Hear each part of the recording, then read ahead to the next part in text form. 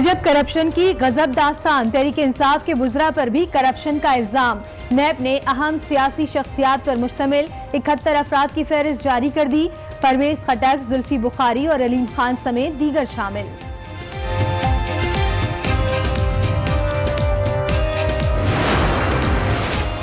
नवाज शरीफ, राजा परवेज अशरफ, यूसुफ रजा गिलानी, शौकत अजीज और चौधरी शुजात हुसैन समेत दीगर साबिका हुक्मरानों का नाम भी नैब के रडार में। तहकीकात का खाता खुल चुका।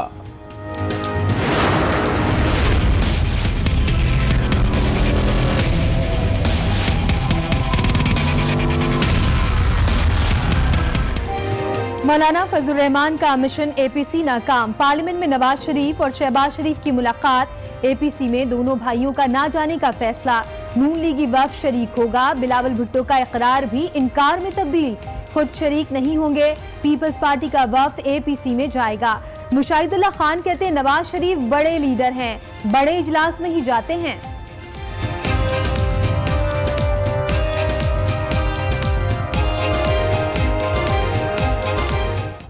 नवाज शरीफ इसमें कोई शुबा नहीं है, न सिर्फ वो पाकिस्तान के सबसे बड़े लीडर हैं बल्कि इस रीजन के। हथेली पे सरसों नहीं जमती। कोई ऐसा मरहला आया कि जिसमें अगर मियां नवाज शरीफ साहब या शहबाज शरीफ साहब की शिरकत जो है वो पार्टी समझेगी कि जरूरी है तो उसमें शिरकत भी कर लेंगे। हमारा और अपोजिशन का झगड़ा सिर्फ एक है, वो कहते हैं NRO, हम कहते हैं नारो। आजकल मौलाना फजलुर रहमान साहब और उनकी पार्टी को दिन में तारे और रात को इसराइली त्यारे नजर आ रहे हैं। वजीर इत्तलाफ फवाद चौधरी ने कुल जमाती कॉन्फ्रेंस को बिला जवाज करार दे दिया। कौमी असेंबली में अपोजिशन पर तंज और तनकीद के निश्तर भी चला दिए। कहा मुखालफिन कहते हैं NRO, हम कहते हैं नारो। यह भी कहा कि JUI को दिन में तारे, रात में तैयारे दिखाई देते हैं। मरियम औरंगजेब कहती हैं हुकूमत NRO मांगने वाले का नाम क्यों नहीं बताती।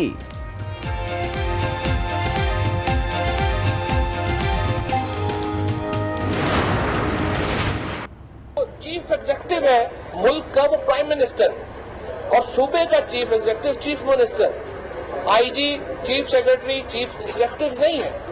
अगर सिर्फ जो है वो हमने ब्यूरोक्रेट्स के जरिए ही हुकूमत चलानी है तो फिर इलेक्शन नहीं करवाते। मुल्क के चीफ एग्जीक्यूटिव वजीर आजम हैं, IG इस्लामाबाद नहीं। वजीर इत्तलाफ फवाद चौधरी की मीडिया से गुफ्तगू। कहा ब्यूरोक्रेसी हुकूमती पॉलिसी पर अमल नहीं करती। ब्यूरोक्रेट्स के जरिए हुकूमत चलानी है तो इलेक्शन ना कराते।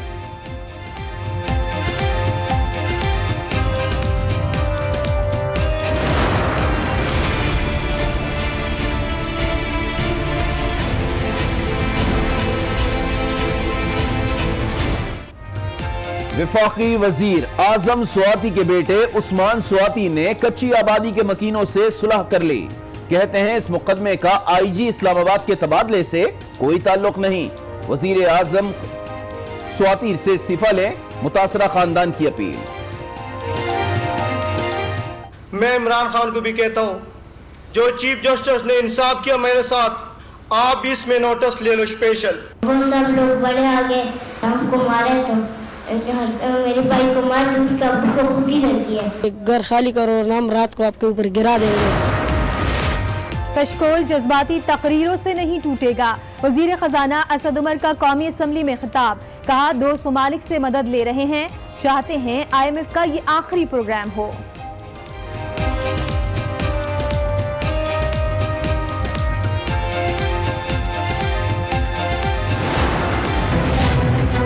हम सिर्फ फाइनेंस मिनिस्टर के भाषण सुनने नहीं आए। तो मिस्टर स्पीकर, जब तक फाइनेंस मिनिस्टर नहीं आएगा इस बात में हम हिस्सा नहीं लेंगे।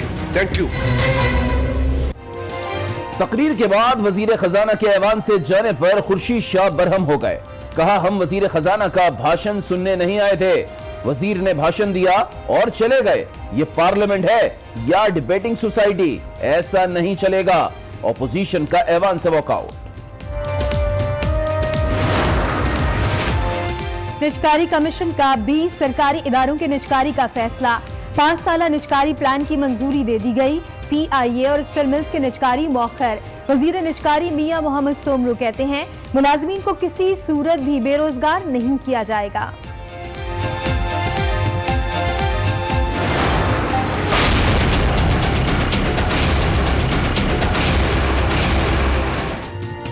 इसराइली तैयारे की पाकिस्तान आमद की खबर मनगढ़ंत है। फौज सऊदी अरब नहीं भेज रहे। वजीर खारजा शाह महमूद की कौमी असेंबली में वजाहत। ऑपोजिशन लीडर शहबाज शरीफ ने वजाहत कबूल कर ली। मौलाना अब्दुल वासे ने तहकीकाती कमेटी बनाने का मुतालबा कर दिया। अल अजीजिया रेफरेंस में नैब का हतमी बयान मुकम्मल। एहतिसाब अदालत की आइंदा समाअत पर नवाज शरीफ का बयान रिकॉर्ड कराने की हिदायत। रेफरेंस में 22 गवाहान ने बयानात कलमबंद कराए हैं। आमदन से जायद असासे बनाने और मनपसंद अफराद को ठेके देने का इल्जाम। मोहम्मद सफदर नैब केपीके में पेश। 4 रुकनी टीम ने तफ्तीश के बाद सवालनामा थमा दिया। सहाफी के सवाल पर मोहम्मद सफदर ने कहा, असलम रईसानी मीडिया को अच्छा हैंडल करते थे, उनके नक्शे कदम पर चल पड़ा हूं।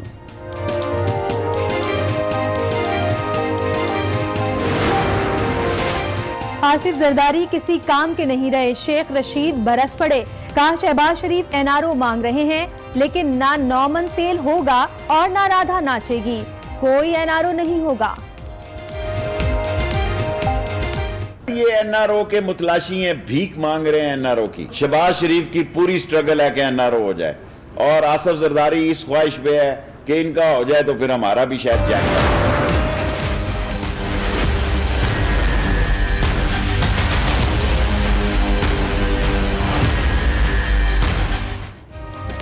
हुकूमत 10 रोज में आबादी कंट्रोल करने के लिए मुश्तरका मफादात काउंसिल का इजलास बुलाए। चीफ जस्टिस की बढ़ती आबादी केस में हिदायत। कहा, लोगों को आगाही देने के लिए खुद ट्रक पर चढ़कर लॉन्ग मार्च करूंगा। हमें लोगों को कहना पड़ेगा कि 2 बच्चे पैदा करें। आबादी पर कंट्रोल ना किया तो चंद साल बाद पानी नहीं मिलेगा।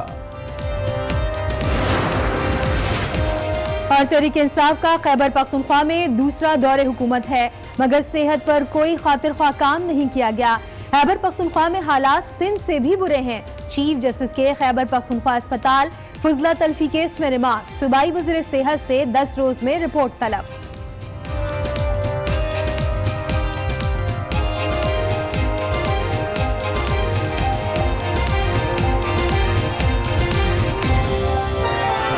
चौधरी शुजात, साबिक वज़ीर आज़म समेत 71 बड़े नाम कौमी एहतिसाब ब्यूरो के रेडार में हैं। नैब की फहरिस्त में पुराने पाकिस्तान के साथ साथ नए पाकिस्तान के ओहदेदारान भी शामिल हैं। वजीर आजम इमरान खान के प्रिंसिपल सेक्रेटरी आजम खान के खिलाफ भी इंक्वायरी जारी है। वजीर दिफा और साबिक वजीर आला परवेज खटक, पंजाब के सीनियर वजीर अलीम खान और वजीर आजम के मुआविन खुसूसी जुल्फी बुखारी भी नैब की फहरिस्त में शामिल हैं। वजीर आला सिंध मुराद अली शाह, स्पीकर सिंध असम्बली आगा सिराज दुरानी और मुल्क के सबसे बड़े शहर कराची के मेयर वसीम अख्तर के खिलाफ भी तहकीकात के खाते खुल चुके हैं।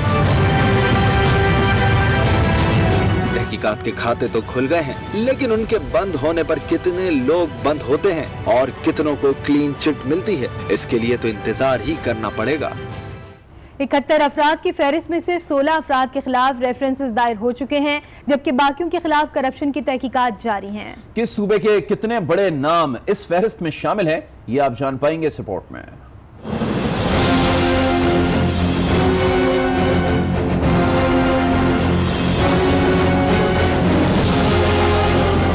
करप्शन से पाक पाकिस्तान, नैब अपने मिशन पर गामजन। 71 बड़े नामों में से 16 मुल्जिमान के खिलाफ रेफरेंसेस दायर।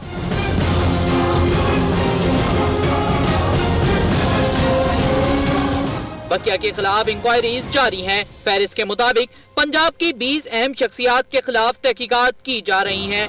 सिंध की 19 और खैबर पख्तूनख्वा के भी 19 बड़े नाम तहकीकाती लिस्ट में शामिल हैं। बलूचिस्तान की 9 अहम शख्सियात के खिलाफ भी करप्शन केसेस की तहकीकात जारी हैं। इन बड़े नामों में साबिक वज़ीर आज़म, मौजूदा और साबिक वज़ीर आला, वज़रा और ब्यूरोक्रेट शामिल हैं। और अब बाद ऑल पार्टीज कॉन्फ्रेंस की, जिसके लिए मौलाना फजलुर रहमान की लाख कोशिशें भी नाकाम रहीं। नून लीग के कायद मियां नवाज शरीफ और बिलावल भुट्टो जरदारी ने एपीसी में शिरकत से साफ इनकार कर दिया। मुस्लिम लीग नून और पीपल्स पार्टी के वफूद ऑल पार्टीज कॉन्फ्रेंस में शिरकत करेंगे।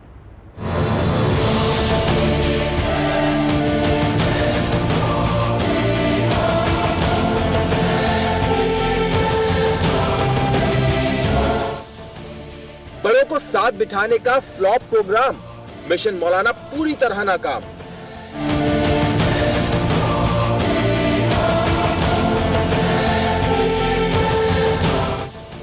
नून लीग और पीपल्स पार्टी ने अहम ऐलान कर दिया, नवाज और बिलावल दोनों इजलास में नहीं जाएंगे। पार्लियामेंट में नवाज शरीफ और शहबाज शरीफ के दरमियान मुलाकात भी हुई। एपीसी में शिरकत के हवाले से तफसीली मुशावरत की गई, जिसके बाद नवाज शरीफ का इजलास में न जाने का फैसला किया गया। बिलावल भुट्टो जरदारी ने भी अपना मौकफ सामने रख दिया। मौलाना फजलुर रहमान एपीसी में किस किस को घसीट लाएंगे, क्या हुकूमत के खिलाफ अब भी कोई मजबूत इत्तेहाद बना पाएंगे? मौलाना की मुश्किल बढ़ गई है। मुस्लिम नून के रहनुमा मुशाहिदुल्लाह ने एपीसी को मामूली मुशावरत करार दिया। कहते हैं ऑल पार्टीज कॉन्फ्रेंस फिलहाल इतना बड़ा मामला नहीं कि नवाज शरीफ इसमें शिरकत करे। अगर ये कोई बड़ा इशू होता तो पार्टी के कायद जरूर शिरकत करते।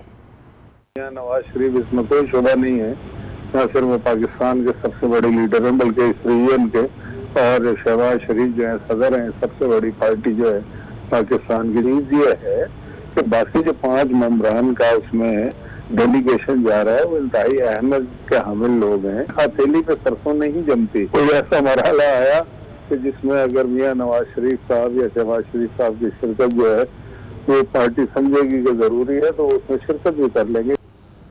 उधर फवाद चौधरी ने नून लीग की क़यादत को नाकाम करार दे दिया है। कहा कि नून लीग के पास ना क़यादत है और ना ही नजरिया। नवाज शरीफ अपना सियासी मुस्तकबिल खत्म कर चुके हैं, अब उन्हें नई क़यादत तलाश करनी चाहिए। आज अभी ये नवाज शरीफ साहब अभी आए, ये बहाना जो उन्होंने वॉकआउट का बनाया है, ये क्यों बनाया है? क्योंकि अपनी मीटिंग करनी है। अब नवाज शरीफ इस ऐवान में नहीं आ सकता, बाहर ही बैठ के मीटिंग्स करेगा इंशाअल्लाह। सियासी मुस्तकबिल खत्म हो गया। लीडरशिप तब्दील करने की बात करें, इस अपोजिशन की जो सियासत है वो 2 चीजों के ऊपर होती है, आपका नजरिया और आपकी लीडरशिप। ना अपोजिशन के पास लीडरशिप है, ना इनके पास नजरिया। कभी नहीं कहा कि आईएमएफ के पास नहीं जाएंगे। इलेक्शन से पहले का कोई बयान हो तो दिखा दें। वजीर खजाना असद उमर ने ऑपोजिशन को पेशकश कर दी। पार्लियामेंट से खिताब में कहा कि माजी की हुकूमतों की तरह तहरीक इंसाफ भी आईएमएफ के पास जाने वालों में शामिल हो गई है। तब्दीली यह है कि ऐसी पॉलिसीज बनाएं जिससे ये प्रोग्राम आखिरी बन जाए। मेरे इलेक्शन से पहले आप टीवी इंटरव्यू दे दें, अखबारों में बयान दे दें, इलेक्शन के बाद देख लें, हर जगह हम ये कहते थे कि देखें सहारे की जरूरत है। बेल आउट के बगैर इस वक्त पाकिस्तान की मईशत इस क्राइसिस से, इस बुरान से नहीं निकल सकती। एक तरफ हम आईएमएफ के साथ काम कर रहे थे, दूसरी तरफ दोस्त ममालिक के साथ हमारे राब्ते काम हुए। सऊदी अरब ने हमें $3 अरब की स्टेट बैंक में डिपॉजिट रखाने की 1 साल के लिए MOU साइन हुआ, और साथ ही जो तेल की मसनूआत हम उनसे खरीदते हैं उनकी 1 साल की डिफर्ड पेमेंट फैसिलिटी के लिए सालाना $3 बिलियन 3 साल के लिए। ये जो आईएमएफ प्रोग्राम की तरफ हम देख रहे हैं इस वक्त, ये 19वां आईएमएफ प्रोग्राम है। पर चाहे वो डिक्टेटर्स गुजरे हों, वो पीपल्स पार्टी की हुकूमतें गुजरी हों, वो मुस्लिम लीग नून गुजरी हो, सब ने आईएमएफ प्रोग्राम किया। अल्हम्दुलिल्लाह उसके अंदर एक आईएमएफ प्रोग्राम की लिस्ट के अंदर तहरीक इंसाफ भी शामिल हो जाएगा। ये कोई नई बात नहीं है। नई बात हमने ये करनी है कि इसको आखिरी आईएमएफ प्रोग्राम बनाना है। असद उमर जब वजीर खजाना नहीं थे तब भी खजाने का भरपूर इल्म रखते थे। ऑपोजिशन की बेंचेस पर बैठकर आदाद शुमार पेश करते थे और हुकूमत पर बरसते थे, लेकिन जैसे ही पोजीशन उनकी चेंज हुई उनका लहजा भी चेंज हो चुका है। यकीन नहीं आता तो खुद देख लीजिए।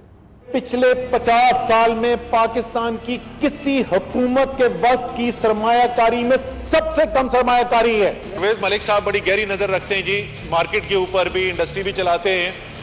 इनको पता है, ये मुझसे बेहतर अदादो शुमार इनको पता होंगे, एहसन इकबाल साहब को पता है। जरदारी साहब की हुकूमत जो है ये बेड़ा गर्क करके चलेगी मईशत का। बिलावल भुट्टो जरदारी साहब जो हैं ये भी इंटरनेशनल एक्सपोजर रखते हैं, इनकी भी आई एम श्योर नजर है मईशत के ऊपर। आई एम श्योर इनकी तरफ से भी हमें कोई ठोस तजावीज आएंगी। ये सियासतदान तो अपनी सियासत चमकाते हैं, ये हुकूमत के एहलकार जो हैं, जो फाइनेंस मिनिस्ट्री है, क्या उनका काम नहीं था कौम को सच बताना? डार साहब यहाँ पे नहीं है, लेकिन एहसन इकबाल साहब उसी हुकूमत के अंदर तक ये रह चुके हैं, इनको पता है। कौमी असम्बली का आज का इजलास भी हंगामा खेज रहा। वजीर खजाना के बयान पर अपोजिशन खूब भड़की। वजीर खजाना असद उमर ने कहा था मौलाना फजलुर रहमान को गुमराह किया गया है, जिस पर अपोजिशन ने खूब शोर शराबा किया। खुर्शीद शाह ने भी वजीर खजाना को तनकीद का निशाना बनाया और अपोजिशन के तमाम अरकान वॉकआउट कर गए। हम सिर्फ फाइनेंस मिनिस्टर के भाषण सुनने नहीं आए। ये किस किस्म के, मुझे तो अफसोस होता है कि माजी में यहाँ क्या सोच थी। मैं 10वीं मरतबा खड़ा हूँगा, 10 मरतबा खड़ा, ये कौन सी बात है कि 8वीं मरतबा में खड़ा हुआ हूँ। तो मिस्टर स्पीकर, जब तक फाइनेंस मिनिस्टर नहीं आएगा इस बात में हम हिस्सा नहीं लेंगे। Thank you. अब आपको बताएं कि वजीर इत्तलात फवाद चौधरी एक बार फिर कौमी असेंबली में ओपोजिशन पर बरस पड़े। कहा कि मुखालफिन कहते हैं कि ए नारो, हम कहते हैं नारो, जिसको पकड़ो उसकी करप्शन अरबों की निकलती है, ये मईशत का फालूदा बनाकर खा गए। हमने कौम के बच्चों के लिए सऊदीया से भीख मांगी। मौलाना फजलुर रहमान को दिन में तारे और रात में तैयारे उड़ते नजर आते हैं। हमारा और अपोजिशन का झगड़ा सिर्फ एक है, वो कहते हैं एनआरओ, हम कहते हैं नारो। अरबों रुपए से कम का तो केस ही नहीं है अल्हम्दुलिल्लाह। जिसको पकड़ो पता चलता है 2-4 अरब तो इन्होंने ऐसे किए हैं जैसे बच्चों में आप चॉकलेट बांटते हैं, इस तरह से इन्होंने बांटे हैं आपस में। फलूदे वाले के अकाउंट से 2.5 अरब रुपया निकल रहा है। ये फलूदा कौन खा गया है? ये मुल्क का जो इकोनॉमी का फलूदा बना के ये खा गए हैं सर। हमने सऊदी अरेबिया से पाकिस्तान के बच्चों के लिए भीख मांगी होगी, आपकी तरह आपके बच्चों के अकाउंट भरने के लिए भीख नहीं मांगी। आज पाकिस्तान में जो तबाही है, जो मुआशी तबाही है, उसके जिम्मेदारों के अगर आप चेहरे देखना चाहते हैं, अगर आप उनके जिम्मेदारों का तयन करना चाहते हैं, तो ये फर्स्ट रो से शुरू हो जाइए और यहां से नाम गिनना शुरू कर दीजिए, आपको ये सारे मुल्ज़म नजर आएंगे। ये तो खैर इनकी पुरानी रवायत है। JUI ने तो ये उस वक्त भी गुमराह थे जब पाकिस्तान बन रहा था, इनके बुजुर्ग उस वक्त भी पाकिस्तान बनाने के खिलाफ खड़े थे। आजकल मौलाना फजलुर रहमान साहब और उनकी पार्टी को दिन में तारे और रात को इसराइली तैयारे नजर आ रहे हैं। वजीर रेलवे शेख रशीद ऑपोजिशन पर बरस पड़े। कराची में न्यूज कॉन्फ्रेंस के दौरान कहा कि आसिफ जरदारी के रिंग पिस्टन बैठ चुके हैं, जबकि शहबाज शरीफ NRO मांग रहे हैं, लेकिन ना नौमन तेल होगा और ना ही राधा नाचेगी। आसिफ जरदारी जिस तरह वो थके हुए हैं, रिंग पिस्टन बैठ गए, उनके प्लगों में कचरा फंस गया और उनका इंजन धुआं दे रहा है और ज्यादा गहरा देने वाला है। जितनी मर्जी ये कंपाउंड पॉलिश मान रहे, इन दी एंड इनका इंजन बैठ गया। अपोजिशन कहाँ साथ हो जाती है? ये NRO के मुतलाशी हैं, भीख मांग रहे हैं NRO की। शहबाज शरीफ की पूरी स्ट्रगल है कि NRO हो जाए और आसिफ जरदारी इस ख्वाहिश पे है कि इनका हो जाए तो फिर हमारा भी शायद जैक लग जाए, और होगा नहीं। इमरान खान ने कहा ना 9 मन तेल होगा, ना राधा नाचेगी। इनके छोले मुक चुके हैं, इनके पास करने को कुछ नहीं है। इनको पता है अगर इमरान खान कामयाब हो गया, अगर इमरान खान ने डिलीवर कर दिया तो इनकी सियासत खत्म है। ये लोग जेलों का मटीरियल हैं। अगर ये मुझे कहें तो मैं रेलवे हॉस्पिटल में एक 50 बेड का एक वार्ड बना देता हूँ। मुझे इनसे पूरी हमदर्दी है। उसमें वेंटिलेटर भी लगा और LCD भी लगी हो ताकि देखें, मौज करें। अब आपको बताएं कि गाय फार्म हाउस क्या गई, गरीब खानदान को जेल जाना पड़ गया। मामला सोशल मीडिया पर आया तो सुप्रीम कोर्ट को भी नोटिस लेना पड़ गया, जिसके बाद वफाकी वजीर आजम स्वाति के साहबजादे को गरीब अफराद से सुलह करना पड़ गई। आजम सवाती और कच्ची आबादी के मकीनों के दरमियान तनाज़ा हल, फरीकीन ने अदालत में सुलह कर ली। District and session court Islamabad ने 10-10 हजार रुपए मचलकों के एवज 5 मुल्जमान की जमानतें मंजूर कर लीं। मुल्जमान में एहसानुल्लाह, जियाउद्दीन, सलाहुद्दीन और 2 खवातीन शामिल हैं। आजम सवाती के बेटे उस्मान सवाती ने मुकदमे का IG तब्दीली केस से लाताल्लुकी का इजहार किया। सुप्रीम कोर्ट में जो मामला चल रहा है उससे इस वक्त कोई लेना देना, वो थर्सडे में सबके बयान आ जाएंगे सुप्रीम कोर्ट चीफ जस्टिस के सामने, वो फिर साहब गुजार पता लग जाएगा कि IG को किस लिए तब्दील की और क्या वजूहत थी। इस केस से उसको कोई लेना। इससे कबल मुतासरा खानदान ने असल माजरा सुनाया और नियाज मोहम्मद के भाई ने वजीर आजम से आजम खान सवाती का इस्तीफा लेने का मुतालबा कर दिया। मैं इमरान खान को भी कहता हूँ, जो चीफ जस्टिस ने इंसाफ किया मेरे साथ, आप भी इसमें नोटिस ले लो स्पेशल। क्या ये दुनिया झूठ बोल रहे, खान सच बोल रहे? वो सब लोग बड़े आगे हमको मारे तो मेरे भाई को मार तो उसका अब्बू को खुद ही लगी है। हम तो हमारी तो गलती नहीं है, खुद ही वो रखी है। इस केस में आजम सवाती ने वजीर आजम से IG की शिकायत की थी, जिस पर वजीर आजम के ज़बानी हुक्म पर IG जान मोहम्मद को उनके ओहदे से हटा दिया गया था। ये केस सुप्रीम कोर्ट में ज़ेरे समाअत है।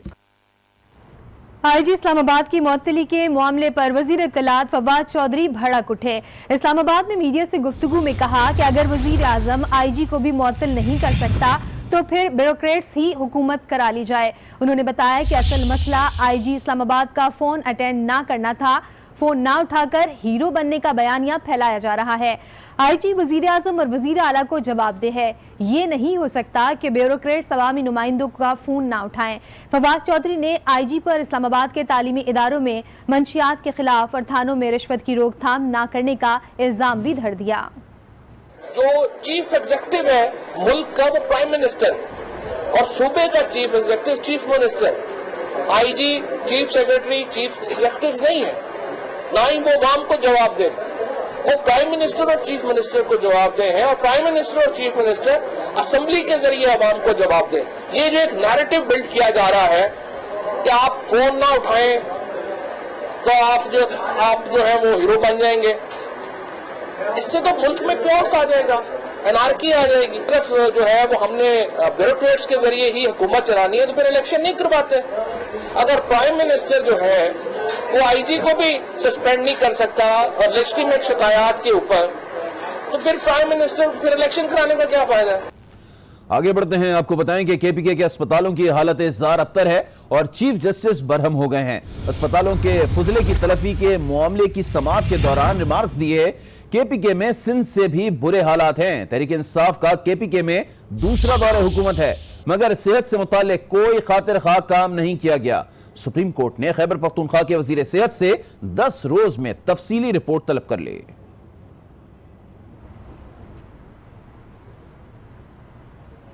एक और अहम खबर शामिल करेंगे। वजीर आजम इमरान खान ने कारकर्दगी ना दिखाने वाले वुज़रा को वाज़ेह और दो टोक अल्फाज में कह दिया कि जो सूबाई वजीर तसल्ली बख्श कारकर्दगी पेश ना कर सका वो घर जाएगा। वजीर आज़म ने पंजाब काबीना को कारकर्दगी बेहतर बनाने के लिए मजीद 2 माह का वक्त दे दिया है। लाहौर में पार्लिमानी पार्टी के इजलास से खिताब में उन्होंने कहा कि बेहतर कारकर्दगी का मुजाहिरा करने वाले सूबाई वुज़रा को इनाम दिया जाएगा और काम ना करने वालों की जगह दीगर अरकान असम्बली को मौका मिलेगा। खबर दें, वजीर आजम के दामाद कैप्टन सफदर रिटायर्ड की, जिन्हें आज तफ्तीश के लिए नैब केपीके के दफ्तर में तलब किया गया। मजीद आपको यह बताएं कि कैप्टन सफदर नैब केपीके के ऑफिस पहुंचे तो 4 रुकनी टीम ने तफ्तीश की। कैप्टन सफदर को आमदन से जायद असासों के केस में तलब किया गया था। कैप्टन सफदर पर हजारा डिवीजन में मनपसंद अफराद को ठेके देने का भी इल्जाम है। नैब ने इस हवाले से उनसे पूछगछ की, सवालनामा भी थमाया।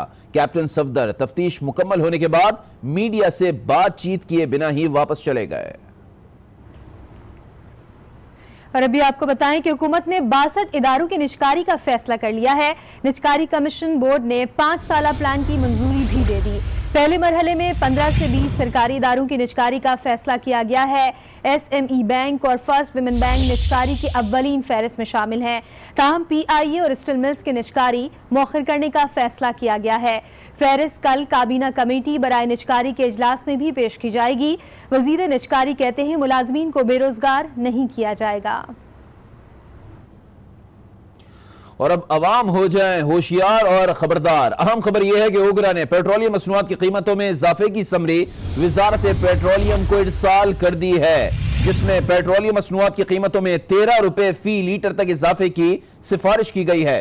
जराये के मुताबिक ओगरा की जानिब से भिजवाई गई समरी में पेट्रोल की कीमत में 9 से 10 रुपए फी लीटर, जबकि हाई स्पीड डीजल की कीमत में 13 रुपए फी लीटर इजाफे की तजवीज दी गई है। इसके अलावा मट्टी का तेल 6 रुपए 2 पैसे और लाइट डीजल 6 रुपए फी लीटर महंगा करने की तजवीज शामिल है।